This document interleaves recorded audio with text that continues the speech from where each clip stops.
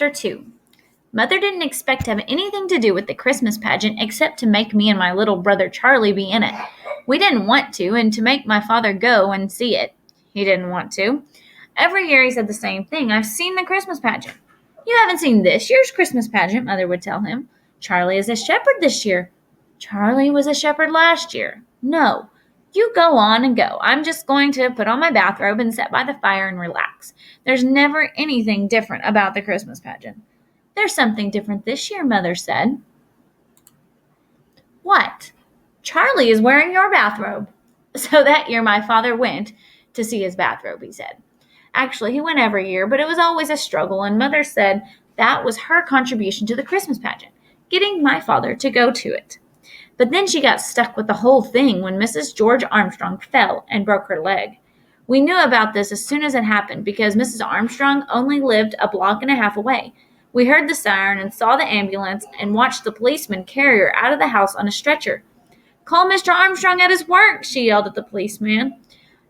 Policeman, shut off the stove under my potatoes. Inform the ladies' aid that I won't be at the meeting. One of the neighbor women called out, Helen, are you in much pain? And Mrs. Armstrong yelled back, Yes, terrible. Don't let those children tear up my private hedge. Even in pain, Mrs. Armstrong could still give orders. She was so good at giving orders that she was just naturally the head of anything she belonged to. And at church, she did everything but preach. Most of all, she ran the Christmas pageant every year, and here she was 2 weeks before Thanksgiving, flat on her back. I don't know what they'll do now about the pageant, Mother said. But the pageant wasn't the only problem. Mrs. Armstrong was also chairman of the Ladies' Aid Bazaar and coordinator of the Women's Society Potluck Supper, and there was a lot of telephoning back and forth to see who would take over those jobs. Mother had a list of names, and while she was calling people about the Ladies' Aid Bazaar, Mrs. Homer McCarthy was trying to call Mother about the potluck supper. But Mrs. McCarthy got somebody else to do that, and Mother got somebody else to do the bazaar. So the only thing left was the Christmas pageant. And Mother got stuck with that. I could run the potluck supper with one hand tied behind my back, Mother told us. All you have to do is make sure everybody doesn't bring meatloaf. But the Christmas pageant? Our Christmas pageant isn't what you'd call 4-star entertainment. Mrs. Armstrong breaking her leg was the only unexpected thing that ever happened to it. The script is standard, the inn, the stable, the shepherds, the star, and so are the costumes. And so is the casting. Primary kids are angels, intermediate kids are shepherds, big boys are wise men. Elmer Hopkins, the minister's son, has been Joseph for as long as I can remember, and my friend Alice Wendelkin is Mary because she's so smart, so neat and clean, and most of all so holy looking. All the rest of us are the angel choir, lined up according to height because nobody can sing parts. As a matter of fact, nobody can sing. We're strictly a no-talent outfit except for a girl named Alberta Bottles who whistles.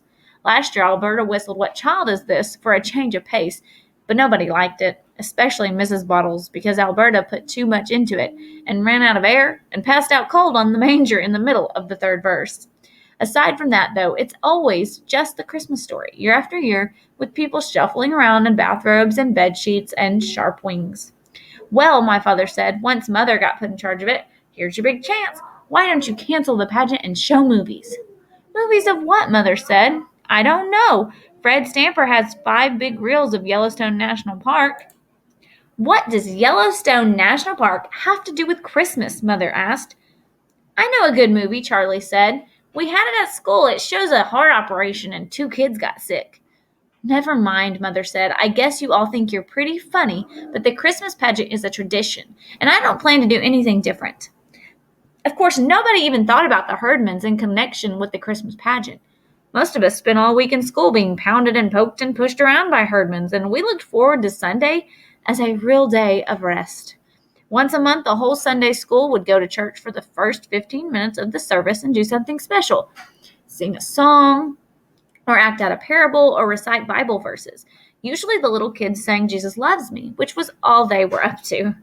But when my brother Charlie was in with the little kids, his teacher thought up something different to do.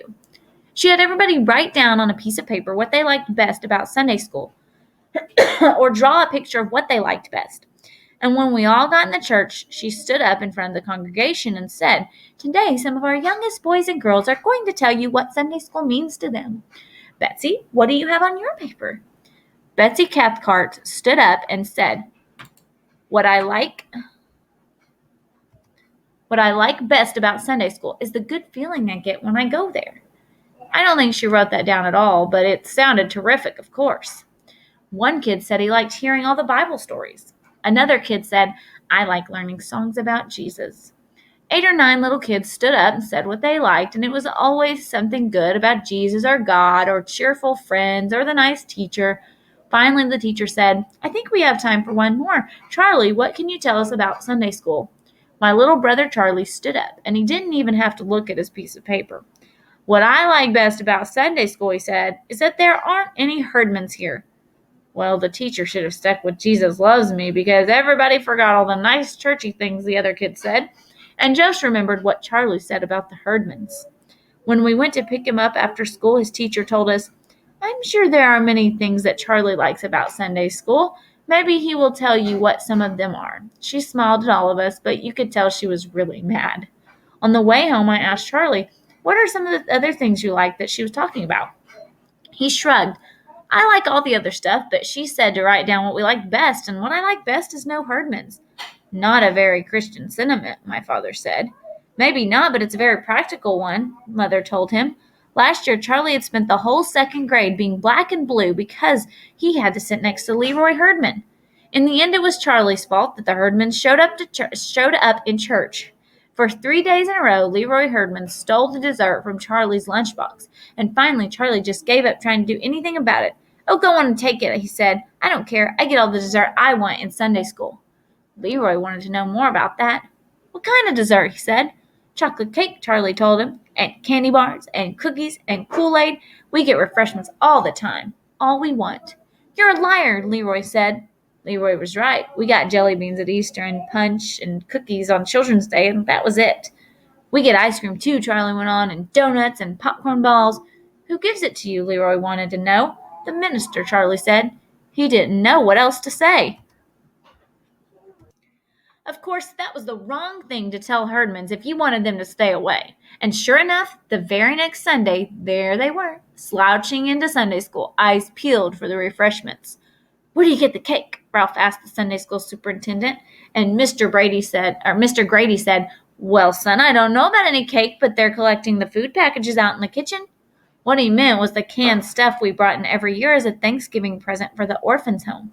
It was just our bad luck the Herdmans picked that Sunday to come because when they saw all the cans of spaghetti and beans and grape drink and peanut butter, they figured there might be some truth to what Charlie said about refreshments. So they stayed. They didn't sing any hymns or say any prayers, but they did make a little money because I saw Imogene snake a handful of coins out of the collection basket when it went past her. At the end of the morning, Mr. Grady came to every class and made an announcement. We'll be starting rehearsal soon for our Christmas pageant, he said, and next week after the service, we'll all gather in the back of the church to decide who will play the main roles.